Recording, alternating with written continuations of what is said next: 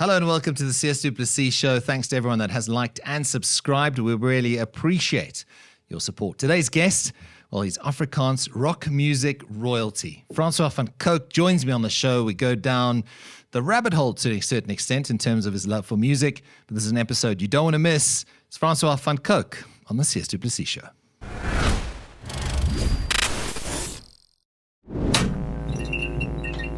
Francois van Coke, man, this is so cool. Thanks for being, I think, the first musician we've ever had on the Sias to Plessis show, and you've been on the wanted list for a long time, my man. Sias, thanks for having me. I see myself as a sports star too, so I kind of fit right in there, you know. Absolutely. I mean, I've seen you spar with Cameron Simon, you've swum against Rake, David Willemse. Lost horribly against all of them, unfortunately. I played a bit of ball when I was younger, but yeah, if I pursued that, I would have been a retired rugby player now. So, listen, I think you've done okay though in what you chose. I guess the music, I'm loving it. It kind of took over from the sport somewhere. Yeah. And I'm happy with the choice I made.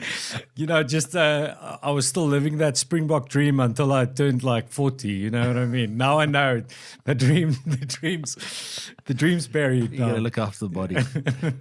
You know, in my research, and I do a lot of research, but my producers are now screaming in my ear saying, you're lying.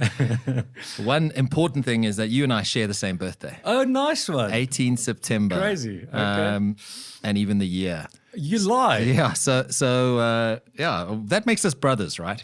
That is brothers. There we go. Incredible. Absolutely. Nice one. So, I mean, I do research, Ray and Steve. But anyway, I think what's so cool for me is, and like I said as you walked in here, congrats on everything. I mean, you must be incredibly proud on this volume of work, because where you started, I mean, the controversy of FOKOFPOLISIEKAR, still hard to say that, you know, like on a family show. But not for me. Not for you anyway. But you must be incredibly proud of this journey that you've walked. Dude, yeah, I mean, yes, you know, it's all kind of relative, and you always kind of wish you can do more things. And I never want to kind of be at a place where I look back and see that is what I've done. Yeah. But I'm super stoked for the way things turned out and the way it started. You know, like in 2003, to be in the most controversial band that the country has ever seen. It was super exciting, and it was a lot of fun, and I got to do it with my best mates. And obviously things have developed a lot from there, and we've done a lot of different things. And I'm very happy to be able to have a solo career now and still do FOKOFPOLISIEKAR with the other four guys that I started the band with.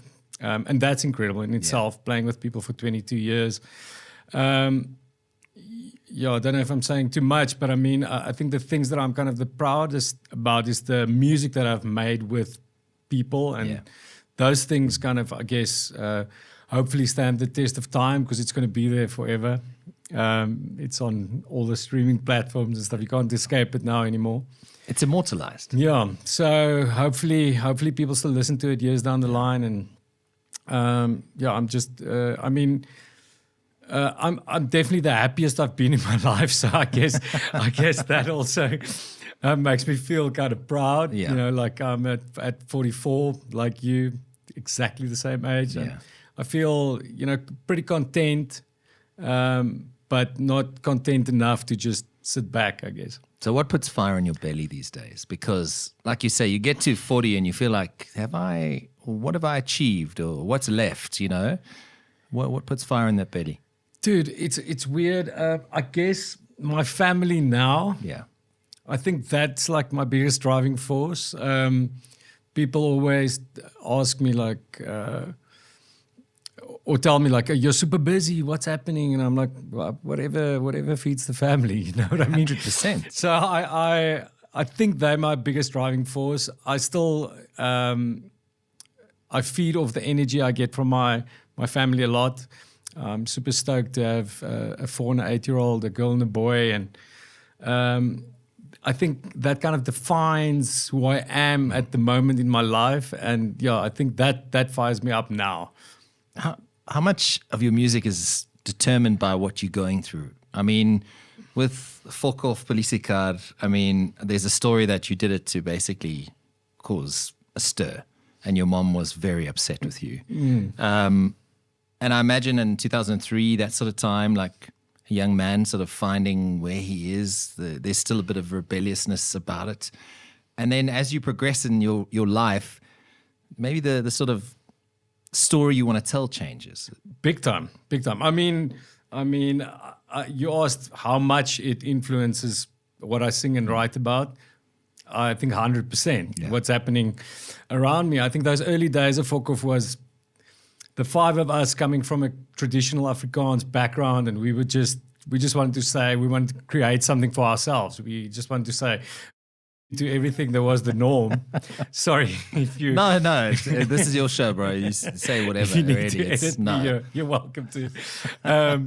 But we just needed to say that and kind of try and create something for ourselves. And yeah, that's how it started. But I mean, the older I get and how much things that change in my life, it definitely has an immediate influence. I think my writing as a songwriter is definitely kind of autobiographical. So it's, everything influences the writing. Take me there. So we had Radhe Raps on the show and his various characters, and it was fascinating how when he writes comedy, he almost has to withdraw and go and find that space on the Vescus where he is most in tune with himself and what sort of comedy he wants to write and what shows and songs and all sorts of things. Does that apply to you? Do you have like a sacred space or sort of where the creative juices flow? I wish I did, but my life doesn't really allow for that at the moment. Sure. You know, I have taken time away and gone to write on the West Coast. I've done that before.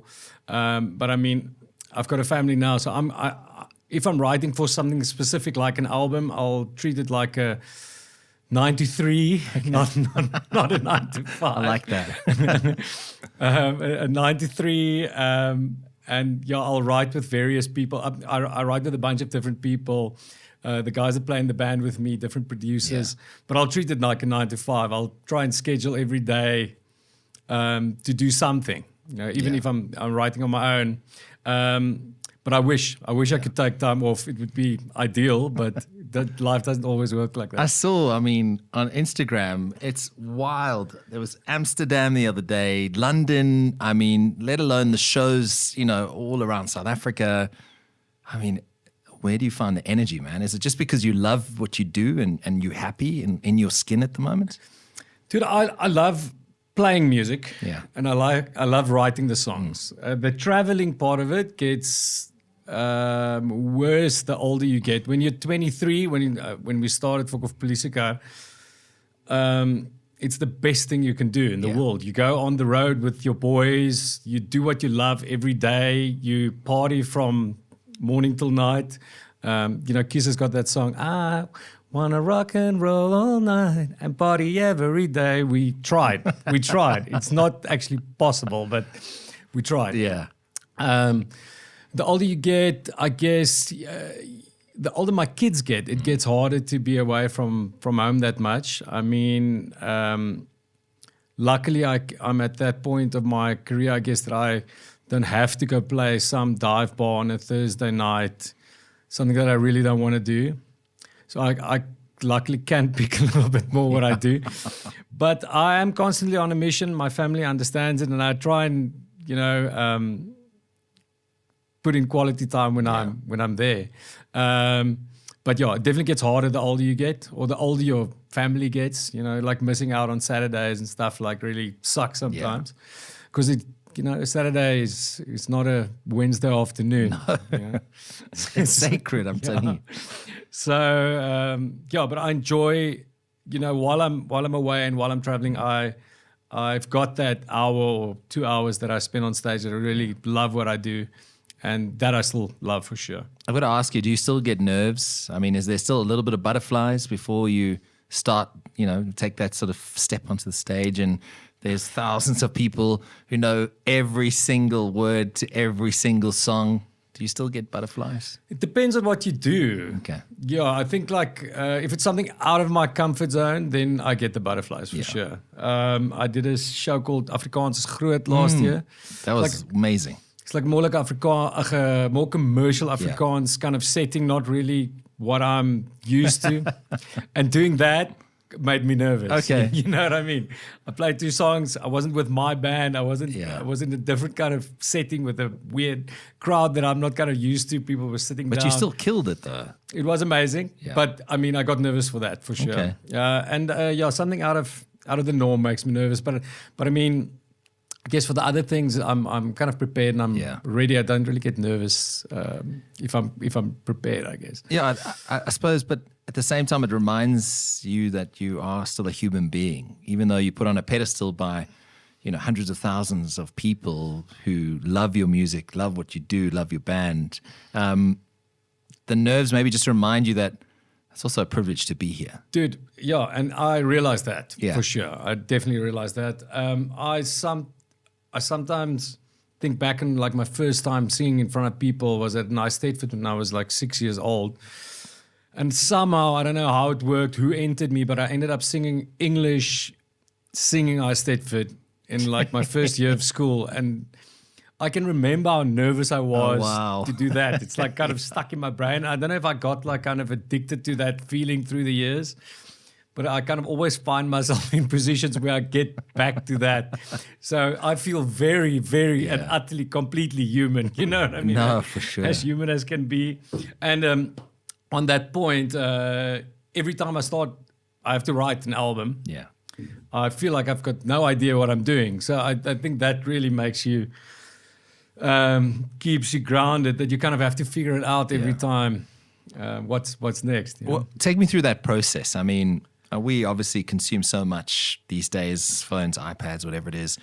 And we get this like look at artists, at musicians and how they put things together. Often we take in on journeys as the creative side of how they go about writing a song. And man, they make it look easy, but that's obviously like the finished product, right? It starts with a note, a key, something you hear right outside. Just take me through that process. Yeah, any of those things kind of can spark it. I mean, it's something you hear in a movie, something you hear in a song, something you hear over here in conversation. All of those can spark an idea. And I try and make notes from time to time if there's something that I kind of pick up. Yeah. And normally when you're writing, it's good to have something with you, especially if you're writing with someone. Kind of on the spot trying to figure something out can get quite daunting at times. So if you have something, it kind of helps. Just something to start with, And I guess I start like, this is my first line. And then I write the second one, try and phrase it over the music that I've got and take it from there. And how much is a feel thing, right? Just in terms of if I've never written a song and I'll never, us mere mortals who don't have the talent that you have. But I imagine it's like, that feels right. Okay, that works. Or let's go back here, to that whole like building this puzzle, right? Yeah, sometimes it flows very easily and it happens easily. And most of the time, those ones are the better ones. Okay. Not always, but most of the times.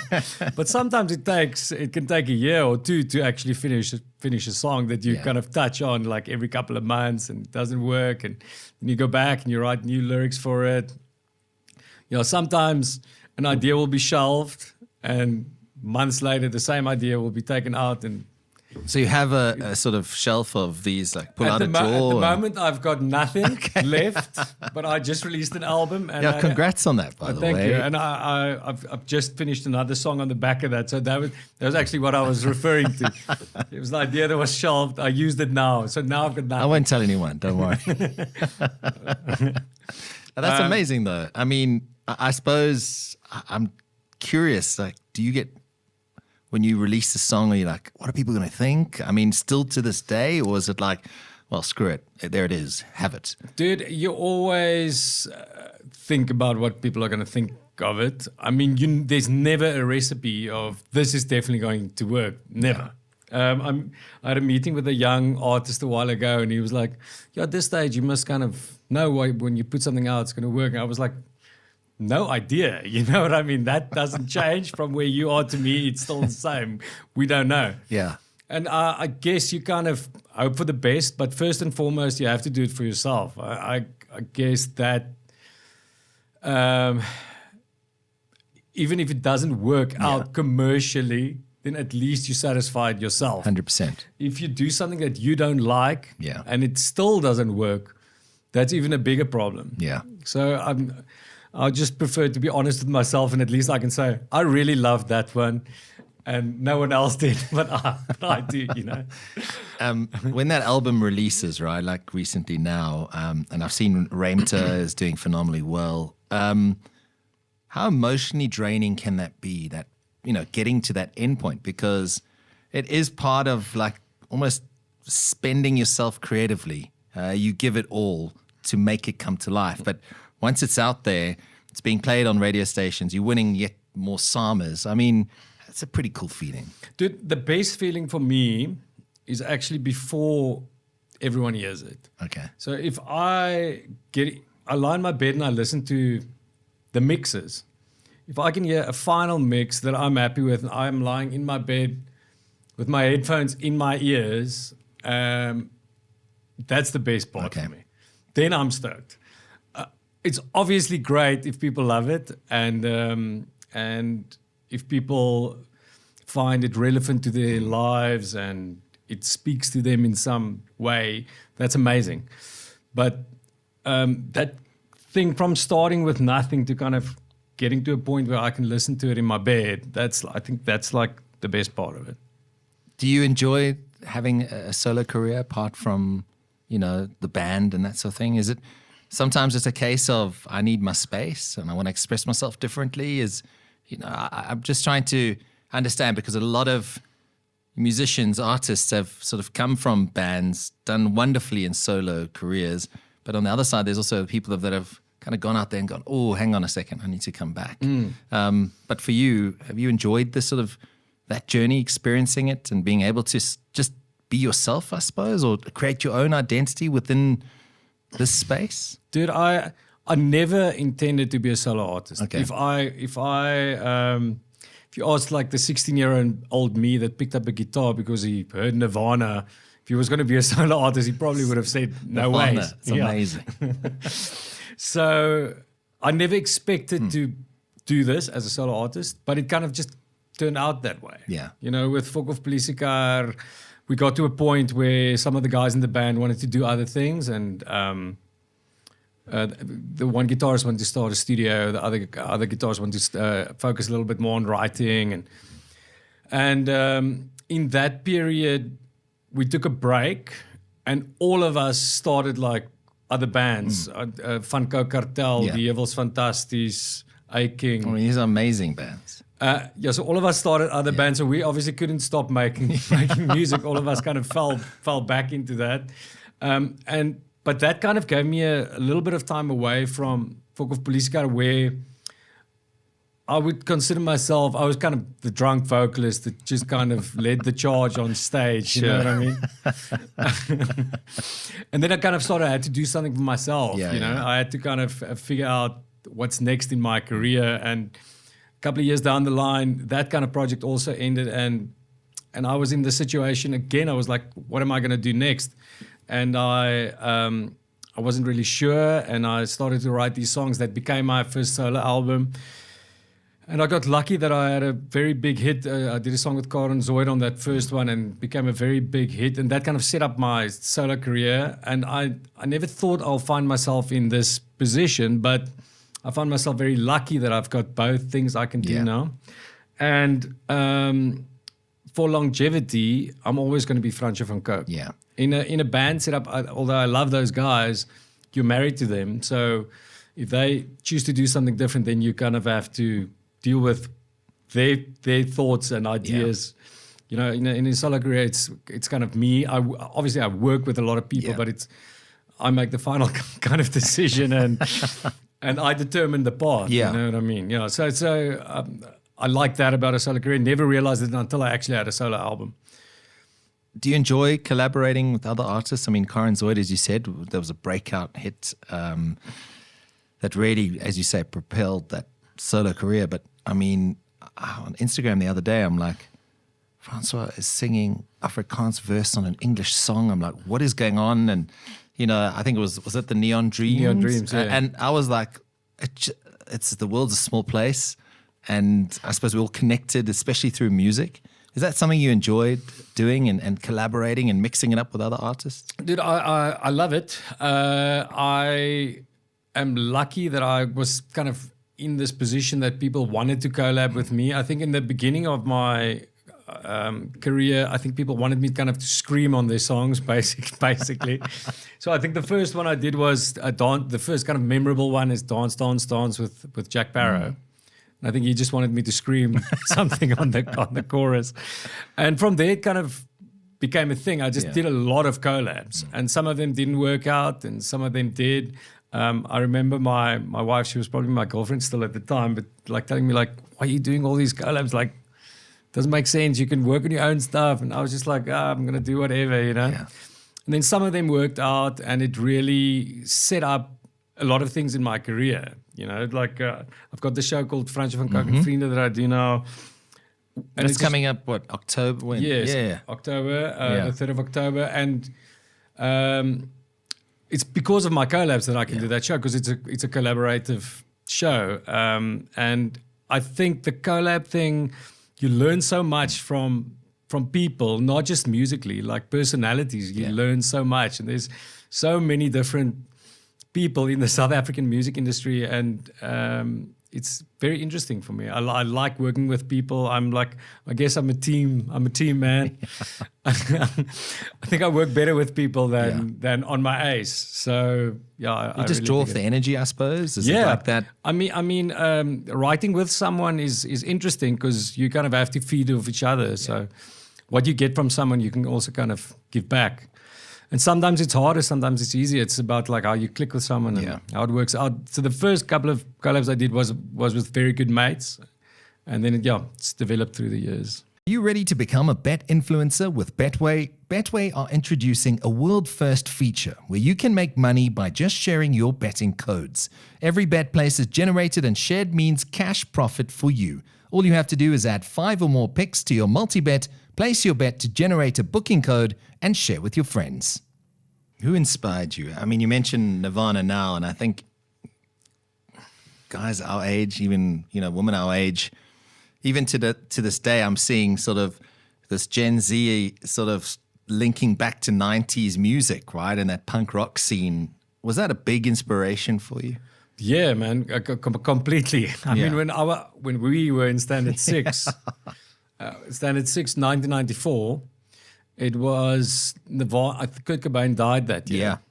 Yeah. I think that Unplugged in New York came out that year. Green Day Dookie came out. Offspring Smash came out. Some of my favorite albums of all time. And around that time, I'm not 100% sure if it's in Pearl Jam was also... Pearl Jam 10 was in Pearl Jam. Like all those things kind of wanted me to play in a band.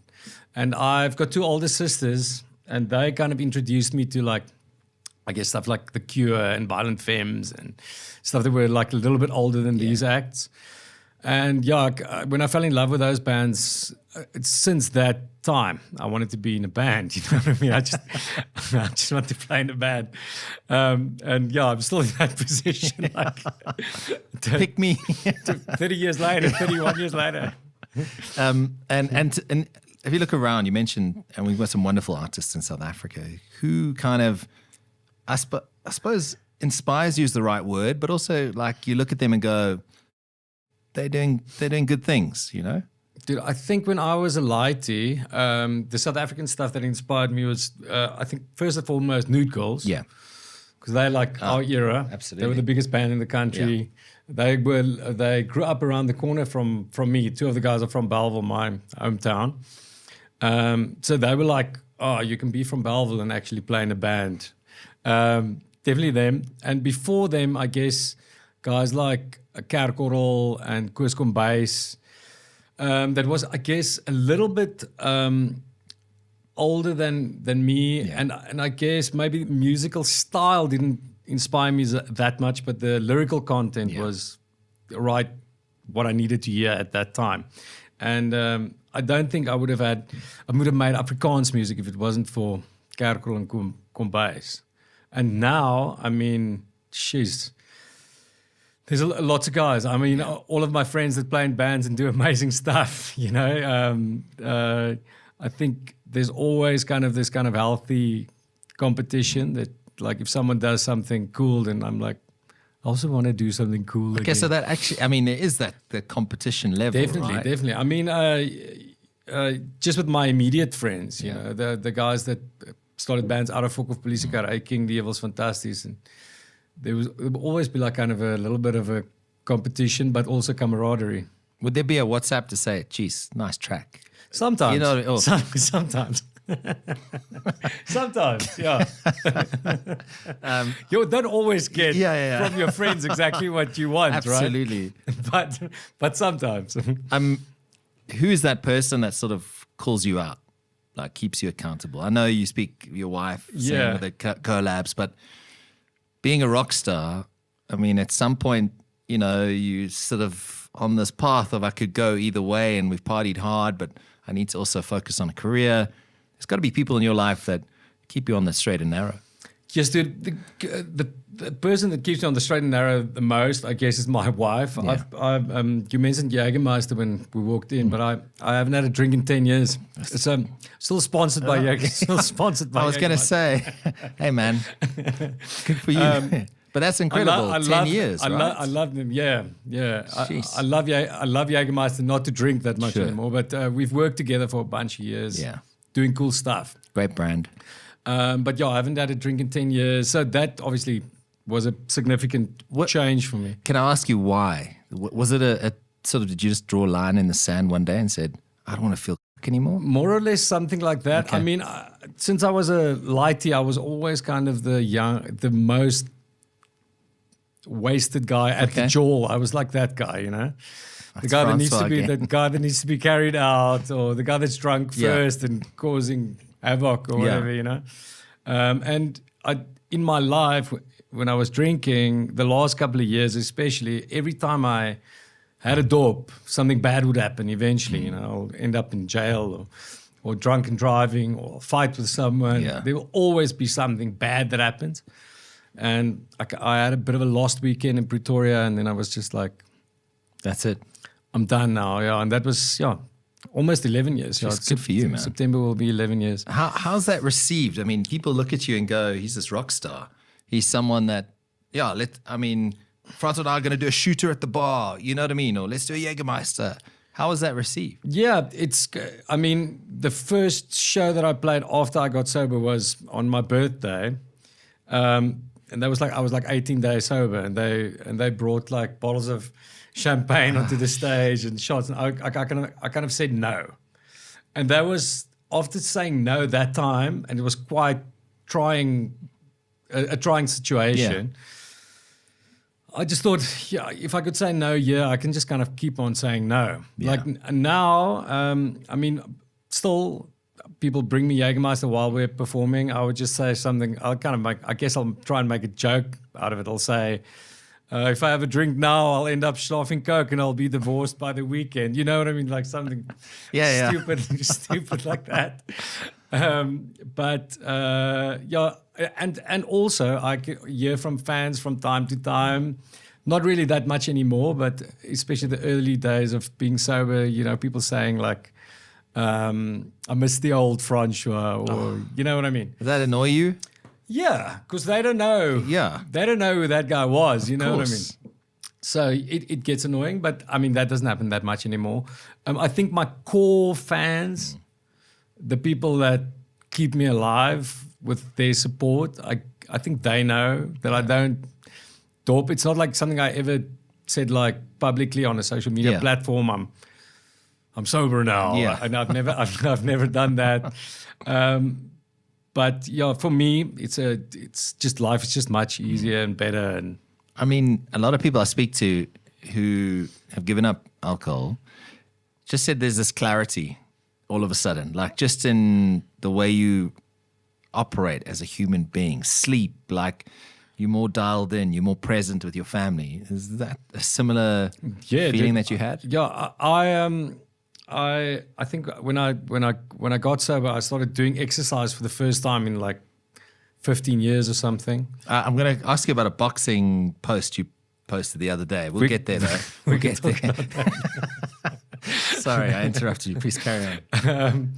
I started doing exercise for the first time, so I guess my whole being got a little bit better. Now, I mean, it's 10 years. I don't really feel the difference anymore. I kind of forgot what a hangover feels like. I know it was very bad. Yeah. But I can't. It's very overrated. Absolutely. Can't remember what it's like. So yeah, definitely. I think things also kind of started happening in my career when I kind of got sober. Yeah. So I made it easier to work and to do stuff. I definitely focus is better than if you're wasted from the morning to the night. No, absolutely. It's difficult to get stuff done, right? Yeah. Also, you just feel like. Yeah, for sure. Like, really, you know what I mean? Like, it's but well done. I mean, 11 years is amazing. So thank you, man. It gets easier. I mean, the first 2 years that's hard, but it gets easier. I don't really even think about it anymore. Yeah. So it's so far gone. What's your guilty pleasure these days, then, dude? Sugar. Okay. Unfortunately, that's a bad one. It's almost as bad as alcohol. I was about to say. And nicotine was also a problem, but I eventually quit the vapes. Okay. So I was obviously been a smoker most of my life, quit that, and eventually picked up a vape after I've quit smoking for a couple of years. Did cherry, banana, ice, all of that stuff. Oh, wow. But I've quit that too now. Oh, good. So. Yeah. And coffee? It's the good stuff, bud. It's the good stuff. But I guess, I don't really feel like I need, I have to have a vice. You know what I mean? I'm stoked not being enslaved to something. I mean, there's this. But I'm a slave to this, yeah. No, that's... Maybe I'll quit that one day. Never. Take that back. How dare you? I've got to ask you, it looks like you want a Murox these days. What's going on here? You're calling out Robbie Vessels. Dude, he called me out. Okay, tell me more. Because I saw, and then there was a slow-mo. Is that him getting absolutely destroyed? Or? No, dude. Okay, funny story. In 2021, the beginning of 2021, in that COVID period, we were doing a bunch of live stream shows because obviously couldn't play for crowds and stuff. And the company that sold the tickets came to me and my manager. Oh, that's also someone that calls me out though. Wynand, he's the bassist of FOKOF, also my manager, my solo capacity. But he will tell me when something's okay. How does he feel about this? Hey? How does he feel about this idea? This idea? No, I'll tell you the story now. I'll tell you the story. So in 2020, so it was 2021 beginning, right? So someone approached him and they said, will Francois be keen to do a celebrity fight? All right. So I didn't have anything better to do because we're not really playing shows. I could make money from boxing. And I boxed a little bit before. I had a charity fight maybe a couple of years. I think I remember before that. I lost against Rob van Vieren. That's right, actually. And then, the white collar. Yeah. I lost against Rob van Vieren, but then in 2021, I was like, this time I'm going to take it super serious. And they were quite serious about getting a sports dude that I should fight. They were talking about Faf and stuff like that. And I was keen. I know I would have died. Which Faf? No, Faf de Klerk, the actual active rugby player. Okay. I was keen, but I would have been pummeled, but I was keen. But eventually they got Derek Hougaard and me and him had a fight. It was called Boxop. It was kind of live streamed to the whole country. And I won the fight. I've really, 3 months, I focused on boxing. I thought I became a boxer for a bit. And that was such a cool experience. That's amazing, though. So I had that behind me. So since then I've been boxing. So you 1-1? I'm 1-1 now. So since then I've been boxing. I wasn't planning on fighting anyone. And then all of a sudden Robbie Vessels called me out. So just out of the blue? Out of the blue. We actually did a couple of songs together at Liefde by die Dam last year. And Yeah, I thought we were chums. They're beef. They're clearly. What do you? I mean, you have the two fights already. Has he had a fight? I don't think so. I know he likes boxing. Yeah. Like watching it. But I don't know anything else. I don't know wow. anything else. And when is this set to happen? No, What's I've just made my reply Okay. video, so that's kind of where we're at. Okay, So this is fresh. I'm waiting on him. I'm waiting on him. Listen, I would love to see that. It would be quite interesting. Dude, I'm such a fan of the guy. Like I've loved like Lulup and Yeah, jeez. those classic songs that he wrote my whole life. I mean, since I can remember me playing music, he was kind of on the scene with those classic, crazy songs. So, but yeah, I'm ready to roll. Let's bring it on. Anyone wants to roll. Robbie Wessels against Francois van Coke. Let's have it. I think what's interesting for me is that sort of community within the SA artists. You know, you say that Robbie's calling you out to box, but I'm sure like it comes from a good place. But it feels like you guys almost need each other to be pushed to create this good stuff all the time. And there's this like good energy at the moment in South African music. How would you describe the scene Yes, dude. as someone who's been in the game for a while? It's very different. The Afrikaans. I mean, if I say different, I mean from when we started. Yeah. The Afrikaans scene is super healthy and very well supported, and that I find it lucky Yeah. that I'm kind of. We started making music in Afrikaans. We never really fit into that scene, and I guess 20 years later, what is controversial 20 years ago is very contemporary now. So I kind of find happy that we kind of fit kind of into the Afrikaans scene, but not completely. But that scene's very healthy. I mean, for English rock music, where I kind of started, the bands I played in when I was a lighty, it's super hard. I mean, Yeah. for those bands in South Africa, it's really, really hard. I mean, the biggest bands kind of have to kind of make it out of the country, or they've done everything in the first 2 years that you could really do here. And they spent all their money on Yes, getting dude. overseas, getting gigs. Yeah, and then you waste all the money that you've made. Yeah. Yeah. So it's super hard. I mean, the biggest bands, I mean, like bands like the Parlotones and Just Ginger that kind of went on a mission to try and break it overseas, eventually kind of end up doing other things, you know, which is really sad of like the biggest acts in our country. Obviously, some acts go and really crack it. Yeah. And that's really amazing because that's like, I mean, I can Tyler, think- for example. Yes, dude. That's, I mean, So Black insane. Coffee. Yeah, I mean, But that's like. if you talk wild. rock music, I mean, Yeah, see the absolutely. the Antwoord obviously as well. But it's few and far between. Yes, dude. It's four that we mentioned now Yeah. in millions of Yeah. acts. So it's that's crazy. So the other scene's very different. When we started, it was like for Afrikaans music, it was like you're either into Kurt Darren and Nicholas Lowe, Yeah. or you're into FOKOFPOLISIEKAR. Now it's like Your Apple playlist can have both. it's merged, you know what I mean? Then it was like one or the other. Or that's it. It's like when we were kids, it was like, are you into alternative or Yeah, techno? It was exactly. like one of the two, one of the other one. I suppose the next question for you is then how important is it to be a content creator Yes, on dude. top of what you do, right? Because it's hard enough writing a song, let alone an album, praying to God that it's a success, getting booked for gigs, and then you're expected to feed this insatiable content void on top of that. Dude, it's my worst. It's my worst. I can only imagine. I think, and I push a lot of stuff through my social media, but Yeah. it's 90% advertising for. But you're active though. stuff that I do. But I promise you, 90%. Yeah. I think I've made 2 pieces of content that went kind of viral-ish, that wasn't like promoting something immediately, and that was a mission. Yeah. You know what I mean? I must get someone to come and direct me and help me and shoot it properly, and then it kind of works. But who's got time for that? No, but You know what I mean? Yeah. Yeah, and I think like at 44, it's really hard for me to kind of tap into something like TikTok. It's like, it's just not my vibe.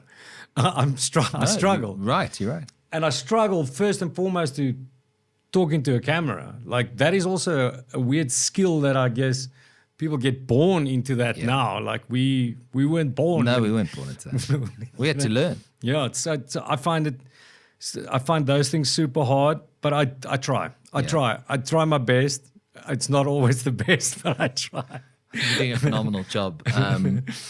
And I look at the music videos that you've also put together, right?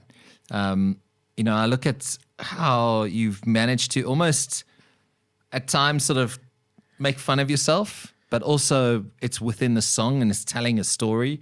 I mean, I just laughed at you and diving in your white jersey, I think it was at Western Province with Damien Villensa, and there's this mud everywhere, but you have the smile on your face. That's a whole nother element, is making sure you also have a music video to back up the track. Is that a big challenge? Because it involves a lot of people to get that over the line. That video. I was what I would probably call myself the executive producer. So it was me and a cameraman. That was all. So I had to chat to all those sports stars like, hi, Francois here. Do you mind playing rugby against me for an hour, Damien Villensa? Yeah.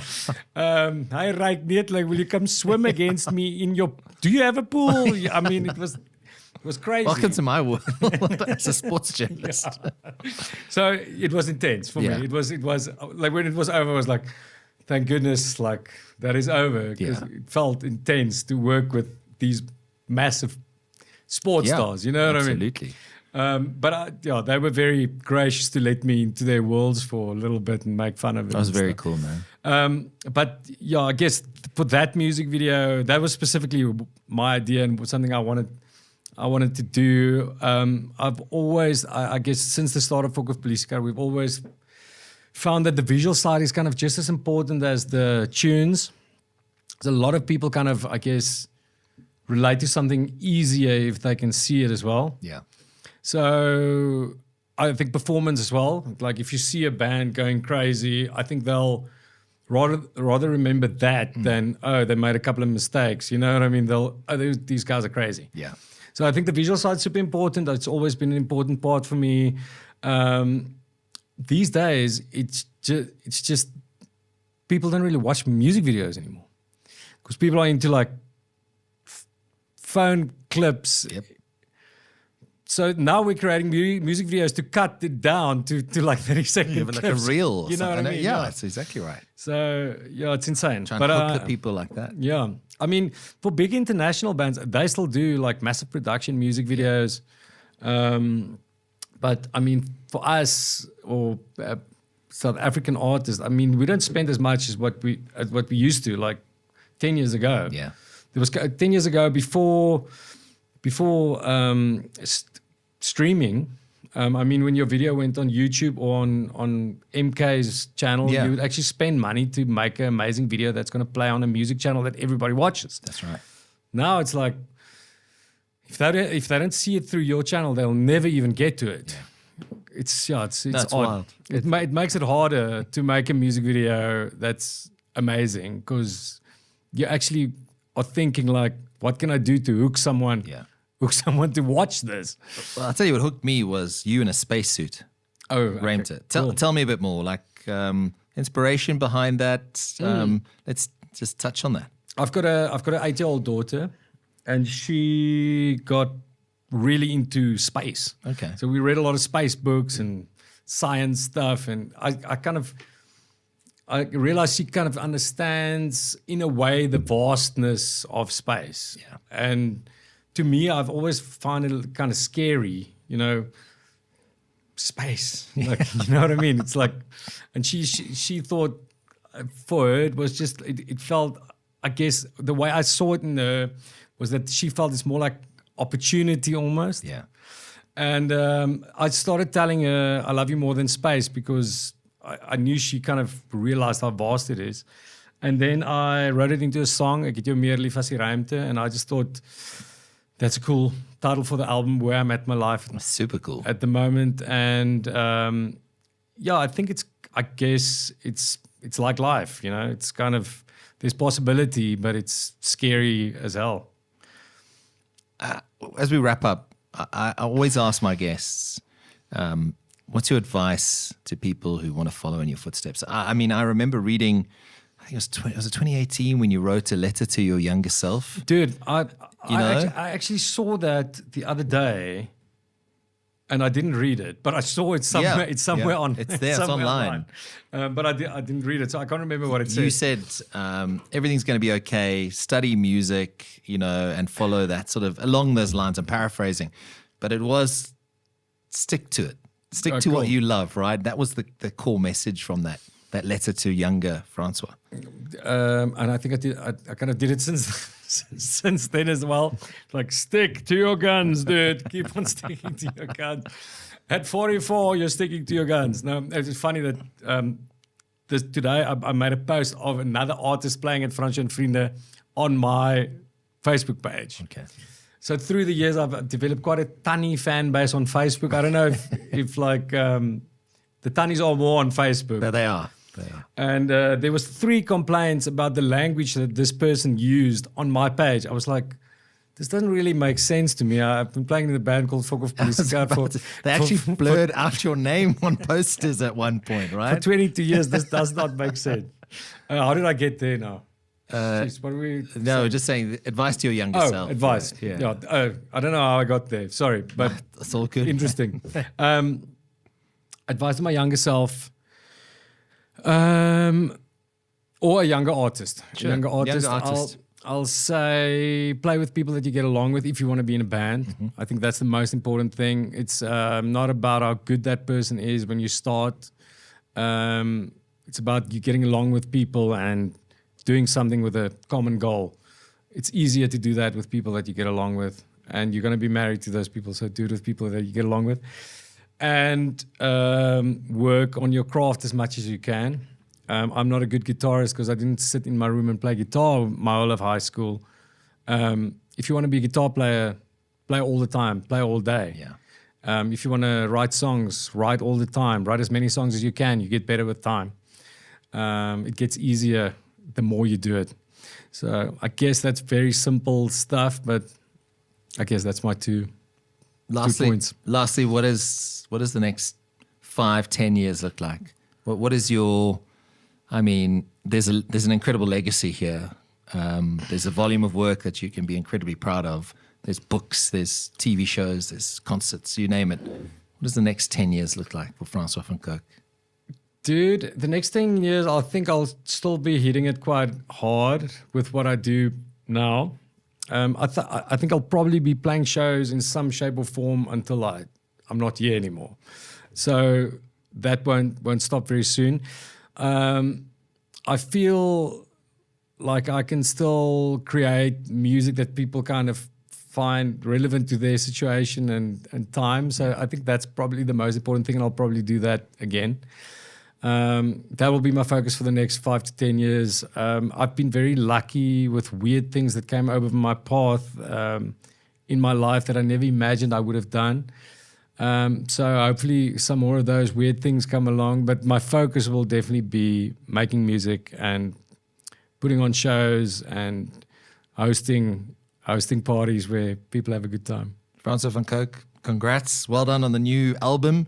I hope that it does really well. I'm sure it will. Thank you very much. All the Sias. shows, I believe you're playing tonight. Sias to Plessis is quite Afrikaans, eh? It is. So, my pa's Afrikaans, my ma's Engels, Engelse skool, Afrikaanse kerk. Okay, Done. okay, cool. It's the way you There do it it. is.